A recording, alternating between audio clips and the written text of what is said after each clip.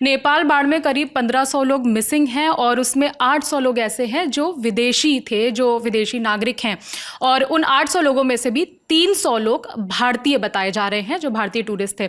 नेपाल के विदेश मंत्री शिशिर खनाल ने ये डाटा शेयर किया है और कि 300 भारतीय मिसिंग हैं। विभावरी, कल 26 अगस्त को जब से खबर आई है कि नेपाल में ये भयंकर फ्लैश फ्लड की खबर जब से सामने आई है, तब से हम लगातार भारत को लेकर के इसका क्या असर है वो बताने की कोशिश कर रहे हैं। उसमें आज इसे बुरी खबर कहेंगे कि कल तक हम रिपोर्ट कर रहे थे करीब 120-113 इतने भारतीय मिसिंग हो सकते हैं, लेकिन आज जो वहाँ के विदेश मंत्री हैं शिशिर खनाल, उन्होंने कहा है कि लगभग 300 भारतीय मिसिंग रिपोर्टेड हैं। मतलब वो उनका अभी कुछ पता नहीं है, उनसे कोई कांटेक्ट नहीं है कि वो कहाँ हैं। 1500 लोग अभी रिपोर्टेड मिसिंग हैं, उनका कोई अता पता नहीं है। और 800 उसमें से विदेशी थे और 800 में से 300 जो हैं वो इंडियन नेशनल्स हैं, भारतीय हैं। हम ऐसा अनुमान लगा रहे हैं या हम उम्मीद कर सकते हैं कि वो शायद उनमें से ज़्यादातर लोगों की जान बच जाए, लेकिन जिस तरह का वो हादसा है, जिस तरीके के विजुअल्स हमने देखे हैं अभी, और उनका कोई कांटेक्ट ना हो पाना, तो इतने मिसिंग लोगों में हम ये मान के चल रहे हैं कि अभी जो 165 डेथ टोल है वो बढ़ सकता है। अभी तक का जो रिपोर्ट है, अभी तक की जो जानकारी है नेपाल अथॉरिटीज़ की तरफ से, वो ये है कि 165 बॉडीज़ रिकवर हो चुकी हैं। मतलब वो लोग जिनकी जान इस हादसे में गई है, उसमें से 165 बॉडीज़ अभी तक मिल चुकी हैं। और ये रिपोर्टेड संख्या है अभी सिर्फ, जिनके बारे में पता चला।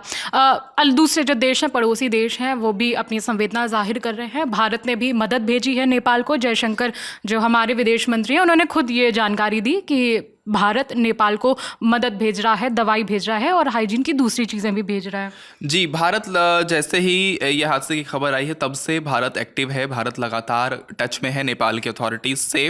प्रधानमंत्री नरेंद्र मोदी ने खुद नेपाल के प्रधानमंत्री बालेंद्र शाह से फ़ोन पर बात की है और ह्यूमैनिटेरियन असिस्टेंस का भरोसा दिलाया है कि भारत जितनी हो सके संभव मदद करेगा और कर भी रहा है।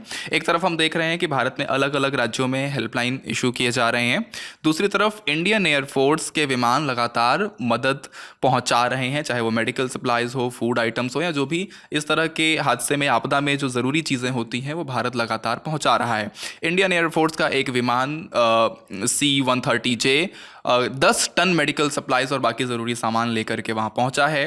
हिंडन एयरबेस पर 2 और विमान स्टैंड बाय पर हैं कि जैसे ही ज़रूरत पड़ती है तो उन्हें भी वहाँ रवाना किया जाएगा। इसके अलावा NDRF और ऐसी टीमें भी पूरी तरीके से तैयार हैं किसी भी समय, और हेलीकॉप्टर्स भेजने की भी बात ये हो रही है कि रेस्क्यू के लिए अगर लोग वहाँ फंसे हो सकते हैं, ज़्यादा ऐसी रिपोर्ट्स आती हैं, तो हेलीकॉप्टर्स भी यहाँ से भेजे जाएंगे। नेपाल के विदेश मंत्रालय ने शुक्रिया भी अदा किया है भारत का कि वो इस मुश्किल घड़ी में भारत उनके साथ है। हम नेपाल के साथ सीमा साझा करते हैं और नज़दीक है नेपाल हमारे करीब, तो भारत में भी उस फ्लड का असर पड़ रहा है। जी, इसका जो असर है वो भारत में और नेपाल में, दोनों में, अभी भारत में बहुत असर हुआ नहीं है, लेकिन ऐसी आशंका है कि भारत में इसका पानी जब पहुंचेगा और पहुंच रहा है तो ज़रूर कुछ इलाकों में, खासकर बिहार में, क्योंकि बिहार से नेपाल का एक बॉर्डर का बड़ा हिस्सा लगता है, तो बिहार में इसका असर देखने को मिल सकता है। इसके जो एक्सटेंट ऑफ डैमेज की बात करें तो वहाँ के जो विदेश मंत्री हैं जिनकी हम बात कर रहे हैं, उन्होंने खुद ये बात कही है कि अभी अथॉरिटीज़ ये अनुमान लगा रही हैं कि इस हादसे का पूरा स्केल, पूरा एक्सटेंट कितना हो सकता है, नुकसान कितने का हो सकता है, या पूरा जान माल का क्या नुकसान है, उसका अभी अनुमान लगाने में समय लगेगा कि टोटल एक्सटेंट ऑफ डैमेज क्या है। लेकिन अभी तक जो जानकारी आई है कि उसमें है कि 8 एक्टिव हाइड्रो पावर प्लांट्स, वहाँ पर hydro electricity power plants damage हो चुके हैं जो एक्टिव थे। 354 मेगावाट का उनका प्रोडक्शन कैपेसिटी था जो अभी तक खराब हो चुका है। इसके अलावा 5 under construction hydro power projects जो थे वो भी इससे अफेक्ट हुए हैं। तो ऊर्जा को लेकर के एक संकट की स्थिति पैदा हो सकती है। इसके अलावा वो जो आप देख रहे हैं कि जो भोटेकोशी नदी में आप देख रहे हैं पूरा फ्लैश फ्लड आया, वो आगे चलकर त्रिशूली और नारायणी नदी में मिलते हैं और ये गंडक नदी की ट्रिब्यूटरी का काम करते हैं। गंडक नदी बिहार से होकर के गुजरती है, तो बिहार में भी गंडक नदी के वाटर लेवल को लगातार मॉनिटर किया जा रहा है। कल शाम यानी 26 अगस्त की रात 11 बजे गंडक नदी का वाटर जो रिकॉर्ड सामने आया वो 1,50,000 क्यूसेक रिकॉर्ड किया गया। दिन में ये 80,000 क्यूसेक पर था। तो शाम होते होते लगभग डबल वो पहुंच गया। लेकिन अभी अच्छी खबर यह है कि धीरे धीरे ये वाटर लेवल घटना शुरू हुआ है। अथॉरिटीज़ वहाँ बिहार में भी अलर्ट पे हैं और लगातार इस खबर पे नज़र बनाए हुए हैं और मॉनिटर कर रही हैं सिचुएशन को। लेकिन अभी अच्छी खबर यह है कि वाटर लेवल धीरे धीरे कम होना शुरू हुआ है।